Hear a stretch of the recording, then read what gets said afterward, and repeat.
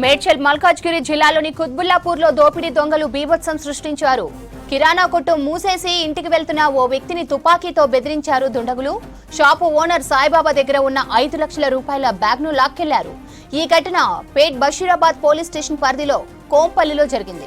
ఇద్దరు దుండగులు బైక్ పై వచ్చి 5 లక్షల రూపాయల బ్యాగ్ ను తీసుకెళ్లారని బాధితుడు పోలీస్ స్టేషన్ లో ఫిర్యాదు చేశాడు. ఈ ఘటనపై పోలీసులు అన్ని కోణాల్లో దర్యాప్తు చేస్తున్నారు. సీసీ కెమెరాల ఆధారంగా ఇన్వెస్టిగేషన్ చేస్తున్నారు.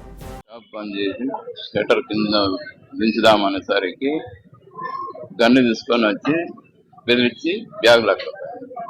ఆ ముసుగులాటలో మా పనిచేసే అబ్బాయి కూడా ఫైట్ చేశాడు, కానీ గన్ను పెట్టి పారిపోయాడు.